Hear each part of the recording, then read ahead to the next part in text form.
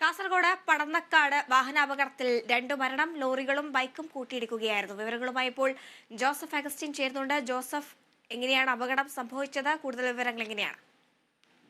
ഹരിത, അല്പസമയം മുൻപാണ് ഈ അപകടം സംഭവിച്ചത്. കാഞ്ഞങ്ങാട് പടന്നക്കാടാണ് ഈ ദേശീയപാതയിലാണ് ഈ അപകടം സംഭവിച്ചത്. ഈ മംഗലാപുരത്ത് നിന്ന് വരുന്ന ലോറിയും കണ്ണൂരിൽ നിന്ന് വരുന്ന മറ്റൊരു ലോറിയും തമ്മിൽ കൂട്ടിയിടിക്കുന്നതിനിടയിൽ ഇത്തരത്തിൽ ഒരു ബൈക്ക് ഇതിന്റെ ഇടയിൽ കുടുങ്ങുകയായിരുന്നു. ഈ ബൈക്ക് യാത്രികരായ 2 പേരാണ് ഇപ്പോൾ മരണത്തിന് കീഴടങ്ങിയിട്ടുള്ളത്.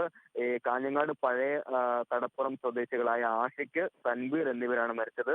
ഇവരെ ഉടൻ തന്നെ ജില്ലാ ആശുപത്രിയിലേക്ക് എത്തിച്ചെങ്കിലും മരണം സംഭവിക്കുകയായിരുന്നു. ലോറികൾ തമ്മിൽ കൂട്ടിയിടിച്ചപ്പോൾ ബൈക്ക് അതിനുള്ളിൽ കുടുങ്ങിപ്പോവുകയായിരുന്നു. ഇന്ന് കാസർഗോഡ് ജില്ലയിൽ CPM-ന്റെ സമ്മേളനം നടന്നിരുന്നു. അതിനുശേഷം വലിയ രീതിയിലുള്ള ഗതാഗത കുരുക്കാണ് ഈ ഭാഗത്ത് അനുഭവപ്പെട്ടിരുന്നത്. നിയന്ത്രണം വിട്ട ലോറി എതിർദിശയിലേക്ക് വന്ന മറ്റൊരു ലോറിയിലേക്ക് ഇടിക്കുന്നതിനിടെയാണ് ഇത്തരത്തിൽ ബൈക്ക് കുടുങ്ങി ഈ 2 യുവാക്കന്മാർക്ക് ജീവൻ നഷ്ടപ്പെട്ടിട്ടുള്ളത്. എന്തായാലും ഇവരുടെ മൃതദേഹം ഇപ്പോൾ താലൂക്ക് ആശുപത്രിയിൽ സൂക്ഷിച്ചിരിക്കുകയാണ് ഹരിത. ശരി, ജോസഫ് അഗസ്റ്റിനാണ് വിശദാംശങ്ങൾ നൽകിയത്.